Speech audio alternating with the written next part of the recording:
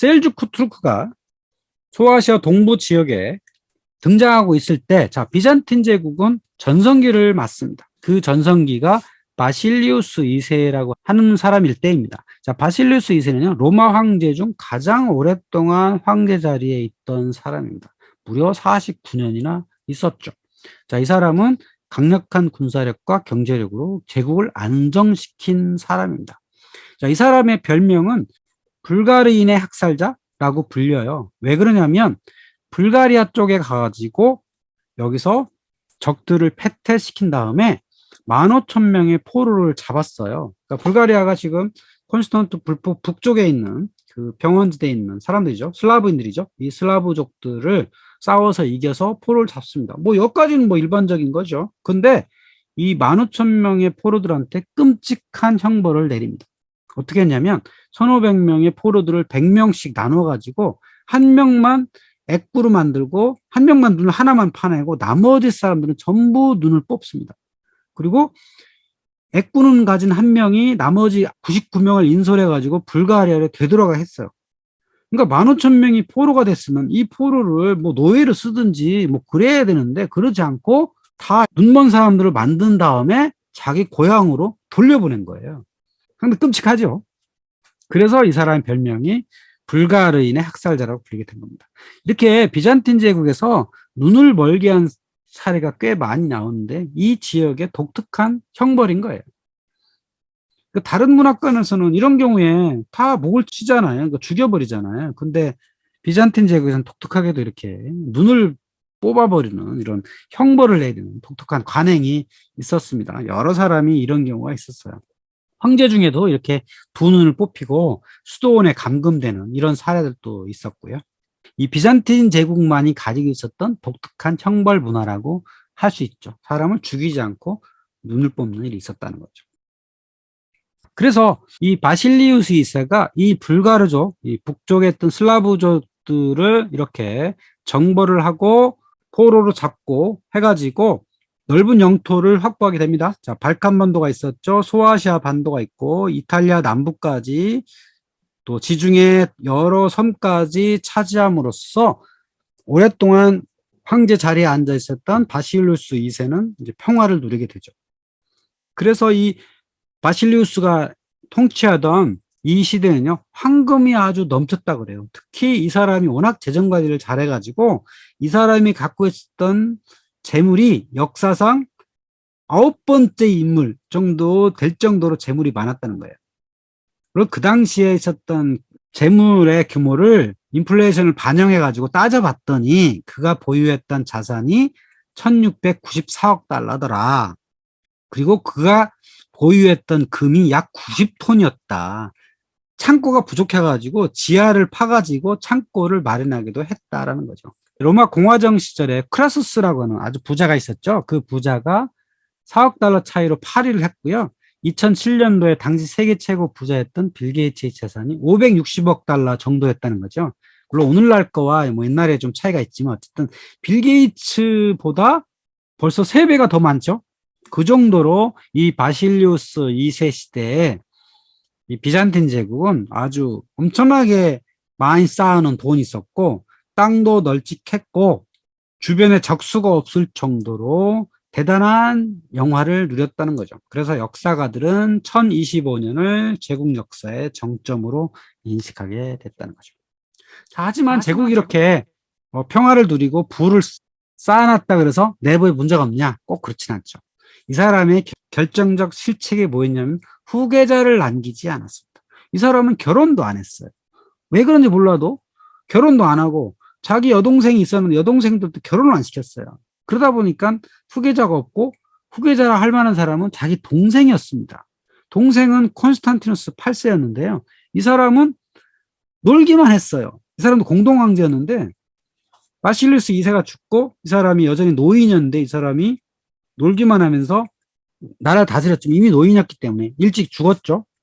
그러면서부터 이 나라는 아주 어려워지게 되고 자연스럽게 내란이 벌어지게 됩니다. 그때 등장했던 인물 중 한 명이 조에라고 하는 여성이었습니다. 자, 조에는요, 제국에 몇 안 되는 포르피로게니타였습니다. 바로 황녀라는 거죠. 자, 포르피로게니타가 뭐냐면 자주색 방에서 태어난 여자아이라는 뜻입니다. 그러니까 자주색 방, 바로 고귀한 혈통을 가진 황녀를 포르피로게니타라 불렀다는 거죠. 그 황녀가 조이였으니, 자, 조이는 고귀한 혈통을 갖고 있으니까 이 여자와 결혼을 하는 사람은 황제가 될 수 있겠죠. 그래서 원래는 조에가 로마노스 3세와 결혼을 했습니다.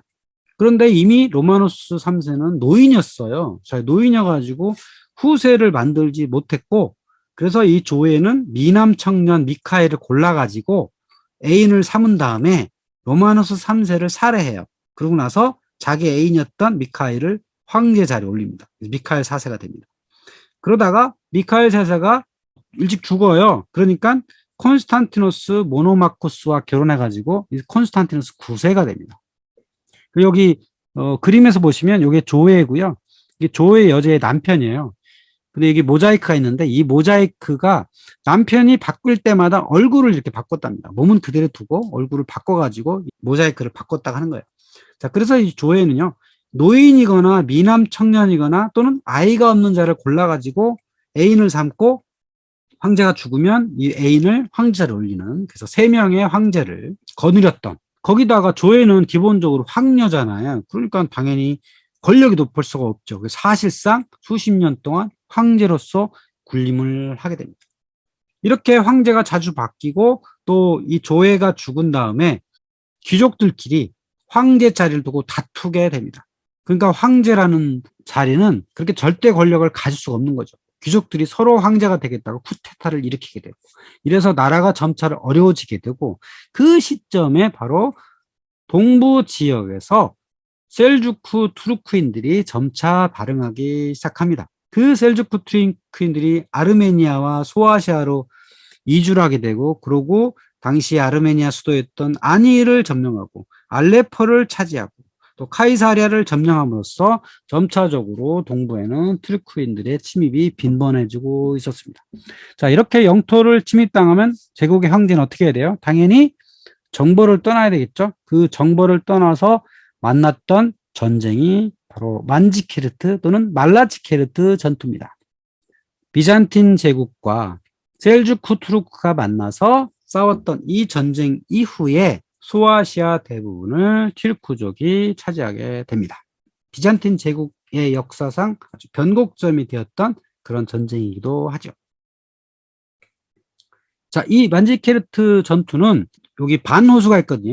터키 동부에 반호수가 있는데 반호수 근처에 만지케르트라는 데서 벌어졌는데, 콘스탄티노플에서 출발한 비잔틴 제국 군대와 알레포에서 출발한 셀주크 투르크 제국군이 이 평원에서 만나게 되는데요. 비잔틴 제국군은 한 6 내지 7만 명이지만 혼성부대였다. 왜 혼성부대였냐면 각 지역에서 군대가 왔기 때문이죠. 자, 제국의 서부에서 한 5천 명, 또 동부 지역에서 한 5천 명, 그리고 수많은 용병 부대들이 있었습니다. 당시에 이 비잔틴 제국은 벌써 농민들이 전쟁에 참가하려고 안 해요. 다 농민들이 땅을 버리고 떠나고 전쟁에 나가지 않게 됩니다. 그럼으로써 이 제국은 상업의 활동회를 통해서 벌어들인 돈을 가지고 용병 부대를 계속 고용을 해가지고 국가의 부대를 썼던 겁니다. 그래서 프랑크족, 노르만족, 일부 투르크족, 그러니까 셀주크 투르크와는 다른 이런 테르크의 유목민들, 이런 사람들이겠죠. 그리고 그런 사람들, 또 안티오키아 보병대, 아르메니아 보병대, 이런 사람들 다양한 민족들을 결합을 해서 용병 부대로 이제 썼던 거죠. 그리고 상대편에 있었던 투르크는 3만 명인데 주로 유목 경기병이었다는 거죠.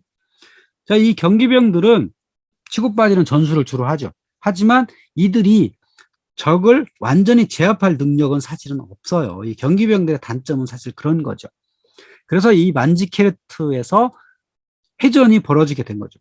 원래 로마 제국 시절부터 평원에서 한 판을 겨룬 해전이 유명했잖아요. 원래 로마 제국은 이 해전에서 승리를 잘하기로 유명했고, 비잔틴 제국도 그런 식으로 이 만지케르트에서 승리를 하려고 적들을 맞았던 거죠. 그래서 이 두 편을 보면 이렇습니다. 여기 빨간색은 비잔틴 제국이고, 보병, 양쪽에 기병, 이게 전통적 대응을 갖추게 된 거고, 셀주크 투르크는 여기에 대응을 갖추긴 했지만 이들은 대부분 다 경기병이었던 거죠.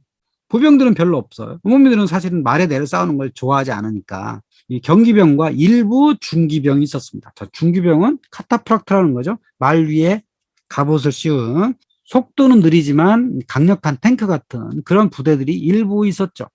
그리고 이제 두 세력이 싸우게 됩니다. 자, 셀주크 투르크 유목민들은 1대1로 싸우는 걸 극도로 싫어하죠. 그러니까 두 세력이 맞붙었을 때도 먼저 대형을 갖춰가지고 공격한 건 비잔틴 보병들이겠죠. 창을 들고 보병들이 전진을 하면, 자, 셀주크의 기병들은 이렇게 초승달 대형으로 중앙이 후퇴를 합니다. 후퇴를 하면서 이 적들을 포위하게 되죠. 그러면서 이 활을 지속적으로 쏴가지고 치고 빠지기 전술을 하죠. 이들을 이제 일부를 죽이긴 하겠지만, 그렇다 그래서 이 보병들이 무너지지 않는 한 셀주크 유목민들이 사실 승리할 수는 없어요. 무너지지 않아요. 그래서 대형만 잘 유지하면 되죠. 유목 기병들이 포위를 하는 상태를 이제 유지를 하고 있었죠. 자, 하지만 이 비잔틴 제국에는 결정적 문제가 있었어요. 여기 안에 튀르크인 유목 병사들도 있었고, 또 이곳엔 다양한 지역에 있었던 용병들 있잖아요. 이 용병들이 승리를 할 것 같으면 싸움을 잘하지만 일부가 패배할 것 같으면 일기에 무너지는 게 용병 부대들의 특징이죠. 자, 그래서 이곳에서 비잔틴 제국군이 서로 신호가 맞지 않고 일부 부대에서 이탈이 일어나요. 그럼으로써 비잔틴 제국군이 사실 허무하게 무너지고 일부는 도망치고 일부가 사로잡히게 되는데, 그 사로잡힌 부대 중에 로마누스 비잔틴 황제가 있었습니다. 여기 지금 황제 로마누스가 이렇게 있고요. 말에 탄 사람은 알프 아르슬란 셀주크 투르크의 수장이죠. 그래서 둘이 대화를 하는 게 역사 기록에 남아 있습니다. 알프 아르슬란이 이렇게 물었다는 거죠. 만약 내가 당신 앞에 포로로서 보내졌으면 어떻게 하시겠소? 했더니 로마누스는 아마 당신을 죽이고 콘스탄티노플 거리에 내걸렸을 것이오. 이게 로마 방식이라고 그러죠. 하지만 이렇게 알프 아르슬란은 이렇게 하죠. 내 처분은 더 무겁소. 나는 당신을 용서하고 해방시키겠소.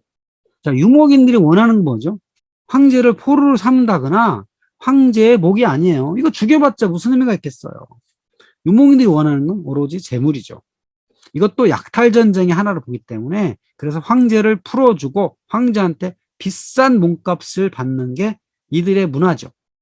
그래서 이 로마누스 황제는 몸값을 지불하기 전까지 잡혀 있다가 나중에 몸값이 오니까 풀어줍니다.